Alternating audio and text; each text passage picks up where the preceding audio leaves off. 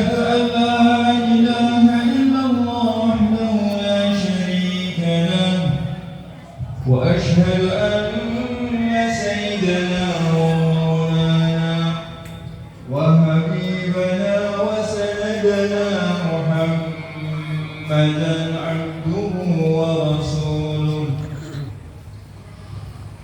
اللهم صل وسلم وبارك عليه وعلى آله وأصحابه والتابعين لهم بإحسان إلى يوم القيامة أما بعد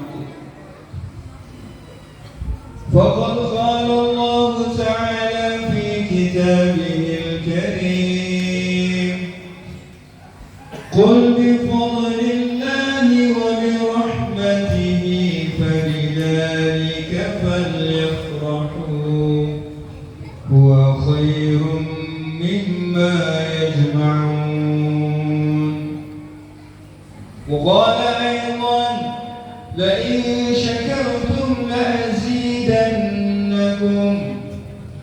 ولئن كفرتم إن عذابي لشديد.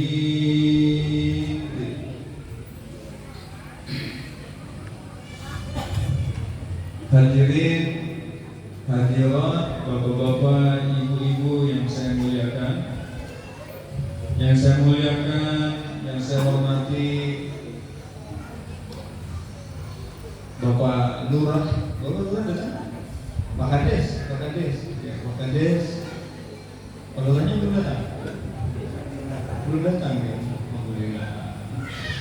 Ya, nanti tahun depan Pak Bupatinya sedang diundang sini. Para ulama, para sepuh, wali-wali santri dan calon wali, para santri yang dimuliakan Allah Subhanahu wa taala. Malam hari ini kita gembira, syukuran atas apa? Syukuran atas nikmat yang terbesar, nikmat yang teragung, nikmat yang teristimewa yang Allah berikan kepada hamba-hambanya. Itu kalau di Temboro orang mau diangkat jadi kades, itu syukurannya itu bisa 1 minggu, Pak. Itu apalagi diangkat jadi Pak Lurah, itu syukurannya bisa 1 bulan gitu. Kalau diangkat jadi bupati itu syukurannya bisa berbulan-bulan gitu. Masya Allah. Kalau mau diangkat jadi raja di akhirat, bagaimana syukurannya? Setiap saat, setiap detik kita harus syukuran sebetulnya. Hari ini orang memahami mendapatkan sesuatu di dunia, mendapatkan sesuatu dari dunia di dunia ini, memahami ini harus disyukuri nikmat Allah ini. Berupa harta, berupa tanah. Terus ini tanah sedikit ya, adanya laut apa itu, sungai, air. Ini syukur juga ini air. Ada satu tempat pun tidak ada air sama sekali. Ya. Dikasih benda-benda di dunia, manusia sangat mudah memahami untuk mensyukuri. Padahal ada nikmat yang teragung, ada nikmat yang terbesar, ada nikmat yang paling istimewa, dan itu hanya diberikan oleh Allah kepada hamba-hambanya yang dicintainya saja oleh Allah. Itulah nikmat iman, nikmat dijadikan orang Islam oleh Allah. Jadi kan yang akan mau jadi bupati itu syukuran seperti itu. Ya itu, gembira gitu kan. Nampak dari wajahnya, kegembiraan itu akan nampak dari wajahnya. Itu namanya syukur. Al-farhu bil mun'im, kata Al-Imam Ghazali. Syukur itu apa? Menampakkan kegembiraan kepada yang memberikan nikmat itu. Bihayati tawadhu wal khudhu dengan menampakkan keadaan wudu, merasa dirinya itu adalah tidak ada apa-apanya. Nah, ini nggak syukur. Jadi kita ini syukuran. Kenapa? Kita dijadikan oleh Allah, dijadikan sebagai orang-orang yang beriman di sisi Allah. Masya Allah, itu orang iman itu istimewa, ya. Sangat istimewa. Ada nabi dijadikan raja, ada sama Allah, tapi sedikit, ya. Kebanyakan nabi itu penggembala kambing, ya. Yang dijadikan raja ada Nabi Sulaiman, Nabi Daud, ya. Dijadikan raja. Ada juga nabi itu dijadikan menteri oleh Allah, Nabi Yusuf alaihissalam. Kita semua tahu ceritanya Nabi Yusuf. Masya Allah, Nabi Yusuf itu diberikan nikmat banyak sekali oleh Allah. Mulai dari zahirnya, wajahnya Nabi Yusuf itu gantengnya luar biasa. Kalau dibandingkan orang Palembang, orang Nabi ini jauh, jauh. Apalagi orang Jawa, jauh sekali itu. Kalau orang Arab itu juga maju ke depan. Kalau orang Jawa majunya ke belakang, ke dalam. Tidak bisa dibandingkan. Ganteng sekali, sehingga kalau ada orang itu kaumnya Nabi Yusuf itu sakit, itu disuangkan kepada Nabi Yusuf, suruh lihat wajahnya. Pulang dari melihat wajahnya itu langsung sembuh. Nah, ini wajahnya orang iman tuh barokah. Lihat wajahnya langsung sembuh penyakitnya. Kok ada lihat wajah teman kita, kok kita sakit? Wah, ini repot ini. Ternyata punya hutang. Semoga yang punya hutang Allah lunasi insya Allah. Sehingga lihat wajah saudara itu gembira, senang gitu. Ini hutang banget, langsung kamu ya. Akhirnya hatinya sakit kok. Ini.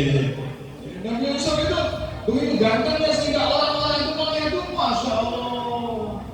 Yang sedih lihat wajahnya langsung gembira. Yang sakit lihat wajah beliau langsung sembuh. Masya Allah. Kalau beliau jalan itu, maka wanita-wanita itu, masya Allah, geger, ribut. Biasa, wanita itu kalau ribut itu biasa. Sampai sekarang pun begitu.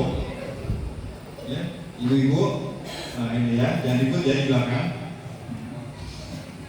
Ini belum Nabi Yusuf yang lewat nih.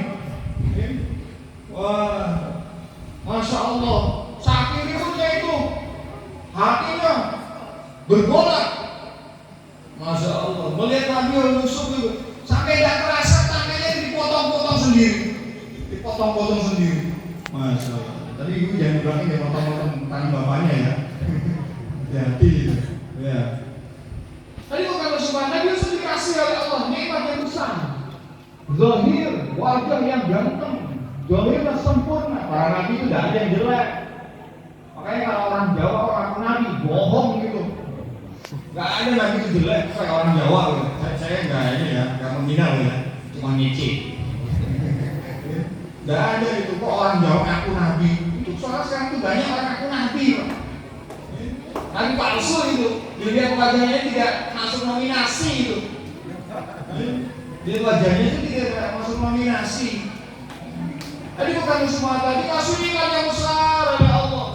Kemudian Allah berikan keluarga. Masya Allah sama Nabi Yusuf itu istrinya paling cantik di Mesir. Ayo, ya. Janda tapi janda cantik ya. Iya, hati-hati nih. Ini jangan bayang janda nih, nggak usah nanti ibu marah nanti. Ini saya mau menceritakan bagaimana Nabi Yusuf ini dikasih nikmat gitu loh. Bukan manas-manasin bapak ini, bukan. Nanti ibunya panas. Itu istrinya masya Allah orang paling cantik di Mesir itu bos. Tidak ada yang paling cantik kecuali itu Zulaikha. Keluarganya masya Allah luar biasa. Kemudian ibunya Nabi Yusuf juga dikasih kedudukan status sosial di masyarakat itu. Beliau dijadikan wazir oleh Allah, jadi menteri perekonomian. Masya Allah, status sosial tinggi, menteri zaman itu. Ini dikasih nikmat yang sempurna oleh Allah dunia ini. Sempurna itu kalau kita pandang itu sempurna nikmat dunia ini. Tetapi ketika Nabi Yusuf alaihissalam itu meninggal, apa yang diminta oleh Nabi Yusuf? Allah ceritakan di dalam Al-Quran. Nabi Yusuf tidak minta, ya Allah, saya ini sudah ganteng, tambah lagi kegantengan saya ya Allah. Ya Allah, istri saya sudah cantik, tambah lagi cantiknya ya Allah. Tuh, jangan diteruskan ini ya. Nah, ini nanti marah ibu. Ya Allah, ini saya sudah dikasih kedudukan yang tinggi di masyarakat, jadi menteri, jadikan saya ini jadi raja sekalian.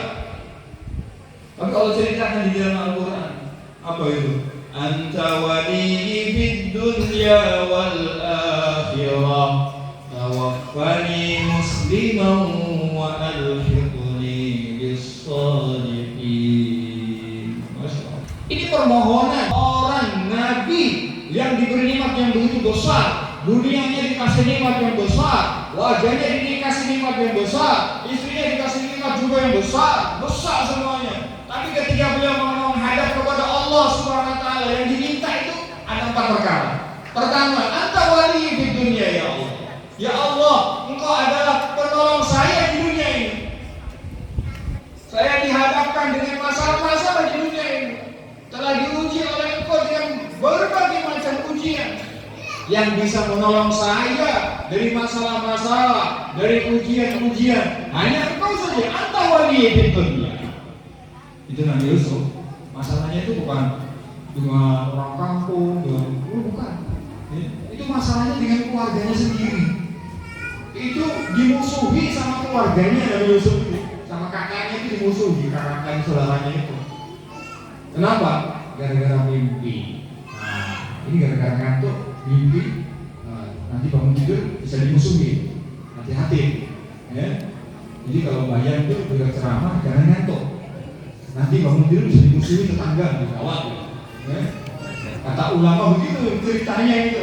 Maka ya abati inni ra'aitu ahada asyara kawkaba wasyamsa wal qamara ra'aituhum li sajidin. Beliau cerita kepada bapaknya, wahai bapakku saya, tadi malam saya mimpi, saya melihat 11 bintang, matahari dan rembulan semuanya bersujud kepada saya. Maka abahnya itu bilang sama Nabi Yusuf, nah jangan kamu ceritakan kepada saudara kamu ya, nanti saudara kamu akan mengusir kamu. Jangan kamu ceritakan. Tapi saudara-saudara sudah nguping Pak,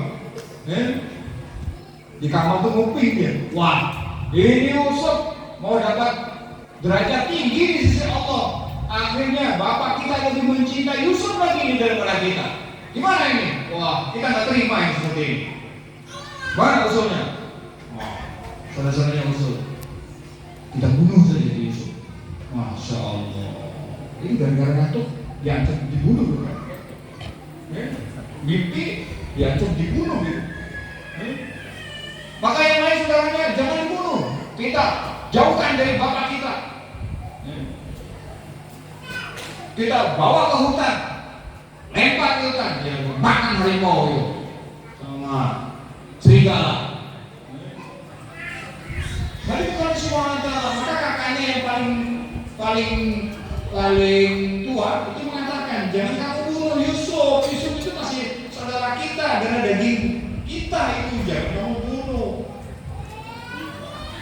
Ini orang kalau sudah hasad itu gak akan pandang bulu, saudara sendiri akan dibunuh oleh dia. Ini bahaya. Ya. Kalau orang itu sudah benci, kebencian itu, bahkan keluarganya sendiri akan disingkirkan. Maka hati-hati, jangan sampai ngantuk makanya. Insya Allah tidak ngantuk ya. Alhamdulillah. Tapi bukan semua kalah. Ya Allah, kata Nabi Musa ini dihadapkan dengan masalah-masalah dari keluarga saya ini memusuhi saya. Maka Nabi Yusuf itu ditangkap, dibawa ke hutan, dilemparkan Pak di hutan, disumur di hutan. Masya Allah. Maka malaikat-malaikat di langit pertama itu geger bahwa calon nabi akan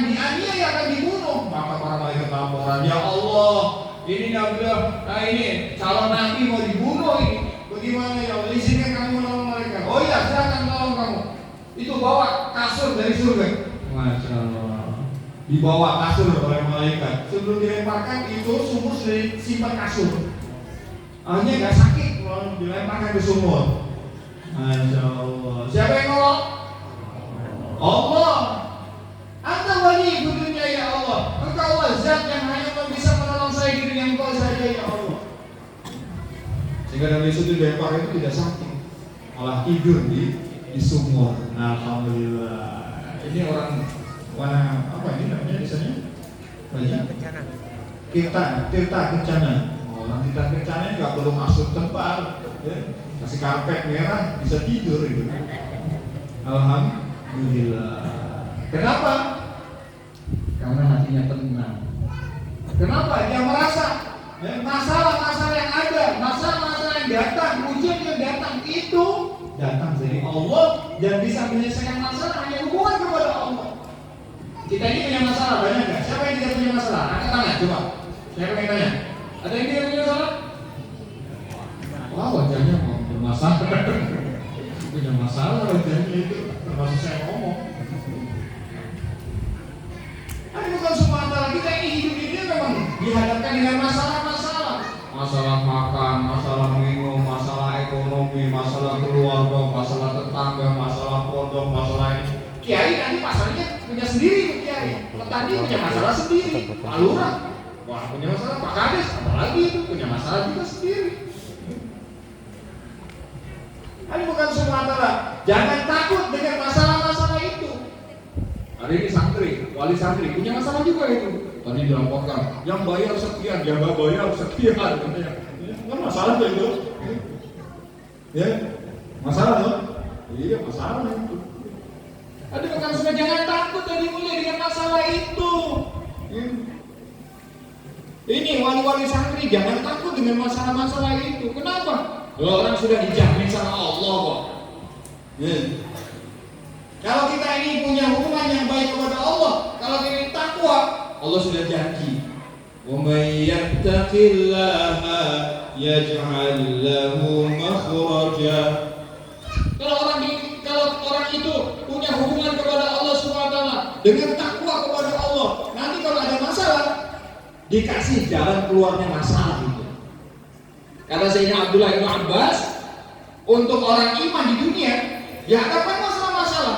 Seandainya bumi itu dijadikan timah oleh Allah dan langit dijadikan besi, coba nggak ada sungai lagi, apalagi ada kebun kelapa, apa nggak ada, coba jadikan timah, nggak ada yang bisa tumbuh. Terus langit dijadikan besi, nggak ada yang turun hujan. Kata Sayyidina Abdul Abbas, pasti Allah akan tolong orang-orang iman itu. Rizkinya Allah akan jamin rizkinya. Karena yang datang dari situ bukan tanah, bukan awan, bukan langit. Siapa yang datang dari sini? Allah. Wa ma min dabatin fil ardi illa 'ala Allahi rizquha. Sudah dijamin, ini jaminan umum yang Allah berikan kepada hamba-hambanya. Apa saja yang ada di muka bumi itu namanya makhluk hidup, Allah berikan rizkinya kepada mereka. Sudah dijamin sama Allah kok, malah takut. Nanti piye Pak? Bagaimana Pak? Kok piye? Kalau ada masalah, cepat segera menghubungi Allah. Insya Allah ya. Jangan menghubungi siapa-siapa dulu, hubungi dulu Allah. Kalau baginda Nabi itu menghadapi masalah, idza hazaba amrun fazi'a ila shalah. Kalau Nabi menghadapi satu masalah, maka boleh segera sholat. Masya Allah. Itu yang diajari Nabi, menghadap kepada Allah. Karena kalau kita ini ada masalah terus menghadap Allah, nanti masalah itu akan cepat selesai. Kemudian diberi dari masalah itu jalan keluar. Kemudian satu lagi, wa yarzuqhu min haitsu la yahtasib. Akan Allah datangkan rezeki yang tidak disangka-sangka. Ini corona katanya Pak. Oh, ini corona Pak. Ini ekonomi merosot. Bukan karena corona. Karena siapa? Karena Allah mau bikin begitu, mau menguji kita. Coba kasih penyakit sedikit dulu. Masih ingat sama Allah apa enggak? Nah, alhamdulillah orang sini masih ingat sama Allah. Nah, iya, kelapanya masih tumbuh itu. Nanti kalau tidak ingat, coronanya bisa makan kelapa gitu. Maka jangan khawatir. Insya Allah, terutama ini wali-wali santri, wah ini dilapor gini, jangan khawatir. Jangan khawatir, Allah sudah jamin. Apalagi untuk santri-santri itu, ini jaminan yang umum ini, kata para ulama. Ayat ini adalah jaminan umum kepada makhluk-makhluk Allah, diberi dijamin rizkinya oleh Allah. Selagi nyawanya masih ada, mulutnya masih dikirim makanan oleh Allah. Maka ada wali santri itu tanya, Pak, ini anak saya masa depannya bagaimana? Di pondok terus, mau jadi apa dia? Loh, dan jenengan tuh pondokan anak niatnya apa?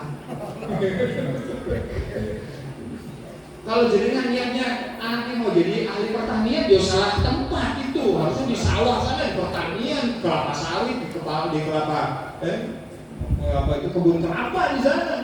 Kalau mau jadi ahli pertanian, anak saya pengen jadi dokter, Pak. Wah, salah tempat nih. Jadi dokter harus di fakultas kedokteran sana. Lalu terus niatnya apa? Gak tahu, Pak. Lah ini repot kalau tidak tahu niatnya. Nah, harus tahu niatnya. Insya Allah. Apa niatnya? Biar anak kita itu dijadikan oleh Allah kekasih-kekasihnya. Punya hubungan yang istimewa dengan Allah. Kalau sudah punya hubungan yang istimewa, beres, Pak. Beres itu. Dunia akhirat beres gitu.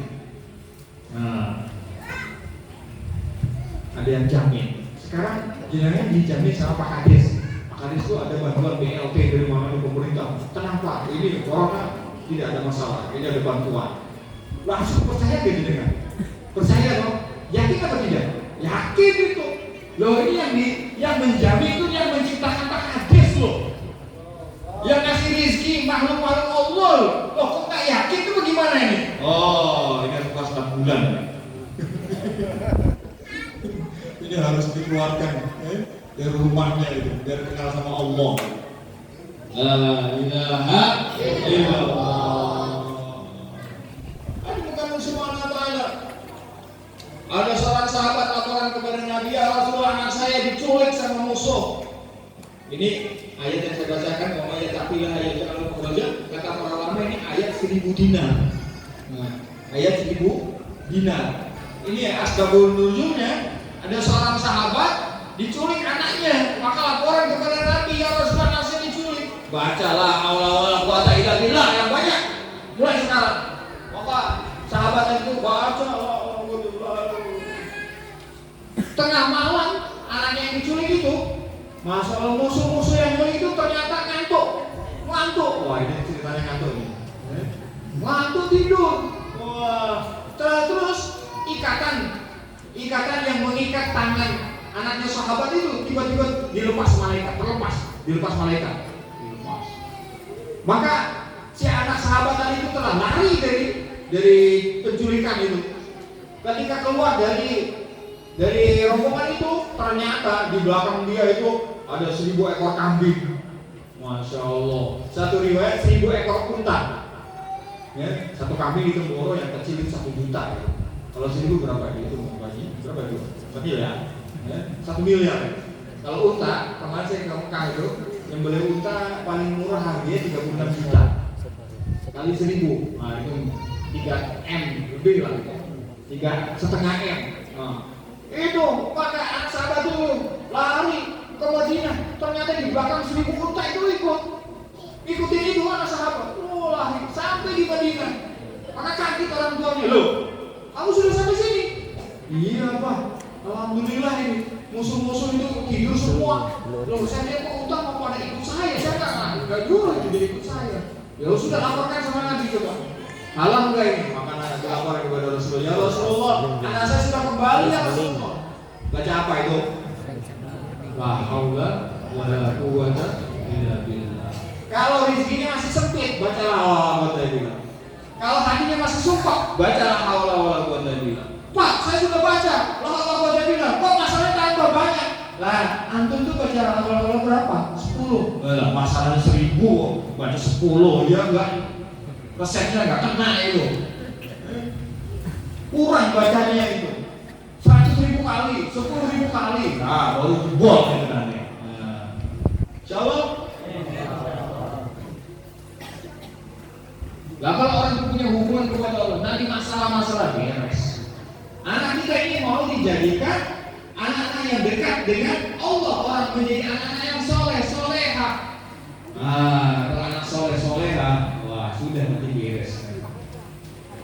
Di dunianya beres, nanti dengan di akhirat juga dibereskan sama Allah. Kenapa? Karena orang yang menghafalkan Quran, kata Nabi, barang siapa yang menjadikan kedua orang tuanya anaknya tersebut hafal Quran, Allah Subhanahu wa taala akan membebaskan dari ahli keluarganya 10 orang yang wajib masuk neraka. Sudah diputus wajib masuk neraka. Ternyata anaknya ada yang hafal Quran. Maka selamat dia. Coba siapa yang sudah punya tiketnya? Anaknya sudah hafal Quran. Kok belum ada yang ngaco? Ada kuturan di sini. Tidak ada yang kutu. Adanya syukur. Alhamdulillah syukur. Masya Allah. Itu mau sebentar lagi mau kutu. Jadi mulia Subhanahu wa taala. Saat ini saya cerita nih sedikit nih. Kalau ceramah ngantuk cerita aja. Ya. Cerita. Di zaman Nabi Isa itu ada cerita. Maka beliau sedang safar, ya, berjalan ke satu kampung. Sampai di kampung itu beliau mampir di satu kuburan. Ternyata di kuburan itu ada satu ahli kubur disiksa oleh Allah. Itu dipukulin sama malaikat. Dipukul malaikat bukan bejat, Pak. Ya, hancur itu. Wah, mengerikan disiksa oleh Allah SWT. Maka Nabi Isa itu kasihan juga itu melihat ya ahli kubur itu. Akhirnya Nabi Isa baca Al-Fatihah. Bismillahirrahmanirrahim. Baca Fatihah ya. Sampai ke ahli kubur ya. Baca Fatihah sampai ke ahli kubur itu pahalanya ya. Maka beliau pergi dari makom itu. Kemudian setelah beberapa saat balik lagi dari safar ke tempat itu. Dan beliau melihat di makom kuburan itu si ahli kubur itu yang kemarin disiksa habis-habisan sekarang sedang tersenyum-senyum gembira. Senyum sedang duduk begitu. Di depannya itu ada nampan-nampan. Masya Allah, makanan. Ini aku alhamdulillah. Ya, di depannya dan sebentar lagi nampan. Sabar, insyaallah.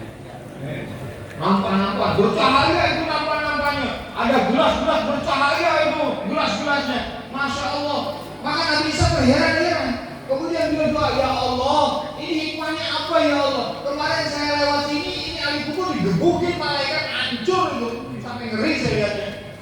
Sekarang kok dia senyum-senyum. Maka Allah berfirman, hei Nabi Isa, hambaku ini dulu di dunia banyak dosanya, gara-gara dosa itu disiksa seperti ini. Kemudian hambaku itu punya anak laki-laki. Terus ibunya ngirim anak itu ke pondok ngaji kepada seorang ulama. Maka dia telah diajarkan ayat-ayatku, firman-firmanku kata Allah. Dia membaca Bismillahirrahmanirrahim. Alhamdulillahi Rabbil Alamin. Dia baca Fatihah, diajarkan Fatihah itu. Maka Allah berfirman, hei Isa, saya malu dengan si hamba itu yang aku siksa di dalam perut bumi, sedangkan anaknya yang di atas bumi sedang membaca firman-Ku. Maka saya malu melihatnya. Maka saya perintahkan untuk mengangkat adab kubur itu dari dia. Masya Allah. Masya Allah. Ini masa depannya cerah atau tidak, Bapak? Cerah apa tidak, ibu-ibu? Anaknya itu kalau mondok terus ngapalkan Quran, nanti di akhirat bapak-bapak ibu akan gembira, kaget nanti. Hari ini kita dikagetkan dengan dunia, dapat kelapa juga naik harganya kaget, dapat kelapa turun harganya kaget lagi. Itu begitu dunia itu bikin kaget kita. Begitu di dunia ini, nanti di akhirat kita akan dikagetkan oleh Allah dengan kegembiraan. Gimana? Anaknya dikirim ke pondok, ngaji Al-Quran, belajar kitabnya para ulama. Kalau hafid Quran 10 orang, tapi kalau menjadi ulama, kata para ulama, berapa saja dia memberikan syafaat, Allah akan terima syafaatnya. Ada seorang ulama dihisab di padang mahsyar. Cerita para ulama ini di kitab-kitab diceritakan. Maka, masya Allah susahnya hisab itu.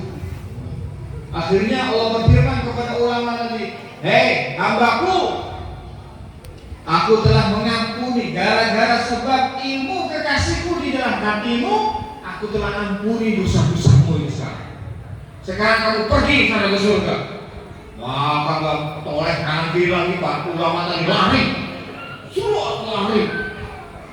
Akhirnya di depan surga itu, ketika lari itu stop sama malaikat. Gimana ya Syekh? Lalu dulu, jangan masuk dulu, berhenti di situ. Maka ulama tadi bilang dulu, kenapa kamu larang saya? Saya sudah diputus Allah untuk masuk surga, kamu larang. Masa masuk surga kau sendiri tuh Tuhan? Lalu apa? Balik lagi ke sana pada masyarakat. Kamu bawa sini, kamu beri syafaat siapa saja yang kamu suka. Allah telah mengizinkan kepada saya begitu tadi. Kamu balik lagi sana. Oh iya, saya lupa juga itu. Saya saking gembiranya, diputus masuk surga.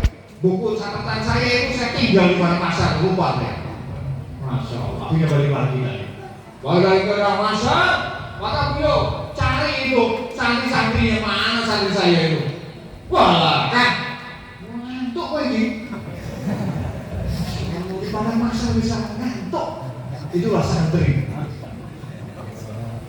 Gak ada itu orang setenang santri itu tidak ada. Sedang huru hara yang dahsyat itu, bisa ngantuk dari padang masa. Allah Akbar, apalagi di dunia gak ada masalah dengan santri itu. Kita ngantuk aja di mana-mana. Masya Allah, itu santri Pak, berdiri aja bisa tidur loh. Jadi kan nggak bisa toh. Tapi itu harus belajar ilmu santri makanya. Kenapa? Karena begitu tenangnya hatinya itu, berdiri saja bisa tidur menghadap Allah. Bismillahirrahmanirrahim, ngantuk ya, takut. Apalagi nanti mau taraweh, lihat aja. Tarawehnya panjang lagi, bisa tidur itu berdiri. La ilaha illallah. Di sini nggak ada, sana yang jauh. Saya lihat di sini wajahnya semangat. Alhamdulillah. Tapi bukan subhanahu wa ta'ala. Maka dia datang kepada tetangganya. Mana tetangga saya di dunia ini? Oh, maka ada simpulan sudah bingung, lari sana, lari sini, lari sana. Maka dia lari di depan Pak Kiai tadi itu. Dipanggil oleh, hei, kan, kamu ngapain kok bingung begitu? Loh, Pak Kiai ada di sini. Iya, tadi saya sudah suruh masuk surga, suruh balik lagi ke sini. Oh, kenapa Pak Kiai? Suruh nyari orang masuk surga. Katanya kamu susah banget. Iya Pak Kiai, itu saya kurang satu kebaikan yang saya mau nyari. Cari sana nggak ada, cari sini nggak ada. Bagaimana Pak Kiai bisa nggak berikan kebaikan? Wah, gampang itu. Sini kamu, tulis. Ini baca nih, lah awal-awal baca ini. Tulis ya, bawa sana ke mizan sana. Laporan sama malaikat, ini catatan dari saya. Maka dia bawa, dia bawa. Malaikat, ini saya dapat catatan dari guru saya, itu ulama di kampung saya. Ini catatannya. Maka ditimbang kertas itu. Lah awal-awal dia bilang, ketika ditimbang itu, masya Allah, kebaikannya itu lebih berat daripada buruknya. Maka dia datang lagi kepada Kiai tadi. Pak Kiai, alhamdulillah sudah lebih banyak lagi. Nah, ayo, kamu Pak, ikut saya. Maka dia itu sedang jalan di lingkaran masa itu ketemu dengan, masya Allah, dulu di dunia itu pernah menyakiti dia, Pak Ulama dan Pak Kiai tadi. Kenapa? Waktu keluar 3 hari diusir sama orang itu. Tambahan saya, kira-kira begitu. Diusir. Wah, dia itu sudah tenggelam begitu Pak, tenggelam. Anak itu kasihan loh. Nah, Ini orang kemarin di dunia musuh saya. Kak, kamu lihat wajah saya, kenal nggak? Waduh, nggak kenal saya Pak. Antum itu siapa? Loh, kamu nggak kenal saya? Saya hafal sampai akhirat ya. Gara-gara kamu usir saya di dunia. Oh iya Pak Kiai, mohon maaf. Oh ini gara-gara dosa ini lah saya tenggelam nih kayaknya ini. Oh ya sudah, saya maafkan kamu. Terus gimana Pak Kiai? Ya sudah, kamu datang ke Mizan, bilang nama saya gitu. Laporan nama saya. Maka dia datang ke Mizan. Malaikat, saya sudah diberi syafaat sama fulan bin fulan. Oh iya, betul. Syafaatnya terima dia. Sana kamu pergi ikut sama dia. Akhirnya barang-barang masa surga. Masya Allah. Maka di pintu surga itu berbaris satu kampung, dua kampung yang dia syafaati itu. Maka kata malaikat, nah seperti itu kalau masuk surga yang sendiri banyak begitu. Silakan masuk surga Tuhan. Masya Allah. Mudah-mudahan kita ini bersama-sama. Walaupun kita baru berjumpa satu kali, saya hafal wajahnya. Nanti kalau jenengan di masa kok nggak ketemu saya, jenengan cari saya. Bawa, jangan sendiri aja. Insya Allah. Insya Allah. Langsung gitu aja masuk surga itu gimana? Insya Allah. Ini bukan subhanahu wa ta'ala. Kalau orang itu anaknya dijadikan orang alim, mondok di pondok, kalau dia terima ilmunya, nanti bisa berikan syafaat kepada umat ini seberapa dia mau. Masya Allah. Masa depannya cerah apa tidak? Sangat cerah sih. Kalau hanya sekedar jadi petani kebun kelapa, ya cerah di dunia insya Allah. Nanti belum tentu nanti di akhirat. Kalau kelapanya untuk agama nggak apa-apa, nanti cerah juga ini. Nah, kalau kambingnya untuk agama cerah juga nanti. Rumahnya untuk agama cerah juga nanti di akhirat. Anaknya untuk agama nanti cerah juga di akhirat. Semoga anak-anak kita ini digunakan oleh Allah. Amin ya Rabbal Alamin. Kemudian ada usul. Ceritanya sudah panjang dan sudah ngantuk dengan kelihatannya. Ini teruskan atau tidak ini? Nggak usah pagi, saya nggak bisa pulang kalau udah pagi. Orang tuh kalau senang, gembira itu akan menimbulkan cinta. Kalau cinta itu akan menghilangkan ngantuk. Nah, insya Allah. Orang tuh nonton bola itu tengah malam, gara-gara senang gitu. Kuat aja kan ngantuk. Kok kenapa kita sholat itu baru 5 menit sudah ngantuk? Kenapa coba? Kalau lihat bola, melotot sampai pagi. Nah, ayo, kenapa itu? Karena kalau kita ini kepada bola cinta banget, cinta sekali. Tapi kalau sholat kurang cinta, kayaknya tidak mengatakan tidak cinta, kurang cinta. Akhirnya kalau kita sholat ngantuk. La ilaha illallah. Dia tidak rubah aja kecintaannya sedikit saja. Kita rubah kepada agama, mati. Wah, Masya Allah. Kemudian yang kedua, Nabi Yusuf mengatakan, Anta wali di dunia wal akhirah. Saya di dunia punya masalah-masalah, nanti di akhirat juga ada masalah. Masalah di dunia kecil sekali kata para ulama. Masalah akhirat begitu besar sekali. Bukan hanya masalah makan, minum, hidup ini tidak. Kita akan ditanya oleh Allah.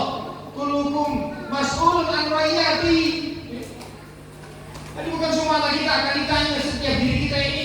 Kullukum ra'in kata Nabi. Setiap kalian itu adalah penggembala, maksudnya pemimpin. Setiap kali itu pemimpin. Setiap pemimpin itu nanti akan ditanya oleh Allah di padang mahsyar mengenai yang dipimpinnya. Suami pemimpin keluarga, anak dan istrinya. Nanti suami akan dihadapkan kepada Allah. Allah akan tanya, hei fulan, bagaimana kau? Apakah itu anak istri kamu? Ya Allah, anak saya suruh nyangkul saja di sawah. Ya Allah, anak saya suruh cari ikan. Apa itu? Di sungai, ikan apa? Gabus. Suruh cari ikan gabus. Akhirnya sholat lupa. Ngaji lupa, apa lupa? Oh, nanti dimarahi sama Allah orang tua seperti ini. Dan anak itu akan lebih dekat dengan ibunya. Nah, kalau ibunya suruh anaknya ke pasar terus, nggak disuruh ke masjid, nggak disuruh ngaji, nanti ibunya akan dimarahi juga sama Allah. Jangan sampai dimarahi nanti di akhirat.